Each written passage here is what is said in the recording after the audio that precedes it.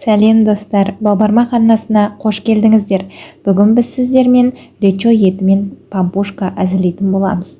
Отбасыңызға күнделікті жасалынатын тағамдардан ерекше тамақ жасағыңыз келсе, осы тағамды жасауға кеңес беремін. Өте дәмді, әрі нәрлі. Бір ерекшелігі, бұл тағамға нан қосып жемейтіндеріңіз анық. Ендеше бастайық. Ең алдымен пампушкамызды даярлауға көшейік.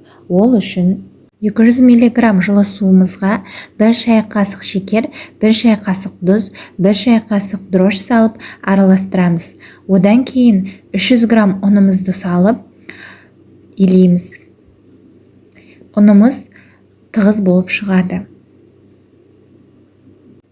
Толық құрамын описание бөліміне жазып кетемін.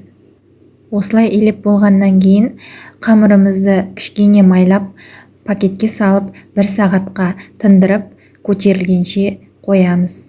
Егер каналға тіркелмеген болсаңыздар, тіркеліп лайк басып отырыңыздар. Көкөністерден бізге сәбіз, тәтті бұрыш, қырыққабат, картоп, жуа, қызанақ қажет. Одан бөлек ет және көк жуа керек. Барлық көкөністерді қалауыңызша турауыңызға болады. Мен барлығын 4 пішті етіп турадым. Етті де кішкене етіп турадым. Көк жуаны біз пампушкаға қосамыз. Ал енді пампушкамызды әзірлеуге көшейік. Ол үшін қамырымызды алып, жіңішке етіп ыңғайға келтіріп аламыз. Және де оны өзіңізге ыңғайлы етіп бөлсеңіздер болады, немесе 50 граммнан бөліңіздер. Мен осылай 8 бөлікке бөлдім, дәл видеодағыдай. Осылай етіп бөліп аласыздар. Одан кейін оны дәл видеодағыдай етіп домалатып қоясыздар. Одан кейін біртіндеп алып, оқтауымызбен жазып, ортасына жаңағы жуамызды салып ораймыз. Орағаннан кейін дәл видеодағыдай 2-ге бөліп қаттаманы істеген сияқты осылай басып бір табамызға салып бетін жауып қоямыз. Оған дейін пампушкаларымыз көтеріледі. Енді қазанымызға 200 мл сұйық майымызды құйып, орташа отта қыздырып аламыз. Оның үстіне жуамызды салып, шыжғырып аламыз.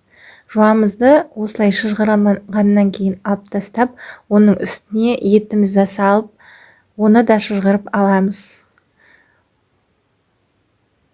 Енді көкөністерімізді салып, бір-бірден рет-ретімен шыжғырып алатын боламыз. Ең бірінші мен мұнда сәбізді салдым, одан кейін үстіне жаңағы жуамызды салып жіберіп, тәтті бұрышымызды салып, бір араластырып шыжғырып алдым. Одан кейін оның үстіне қырыққабатымызды салып, тағы да араластырып жіберіп, шыжғырып аламыз. Достар, каналға тіркеліп подписаться кнопкасын басып отырыңыздар.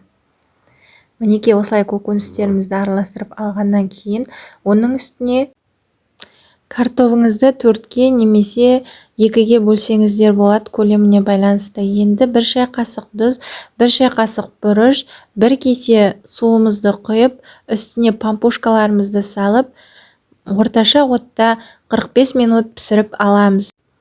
Бізде осындай керемет ас әзір болады. Осы көкөністердің нәрінің шығуының есебінен пампушкаларымыз керемет үйлесім тауып кетеді. Астарыңыз дәмді болсын.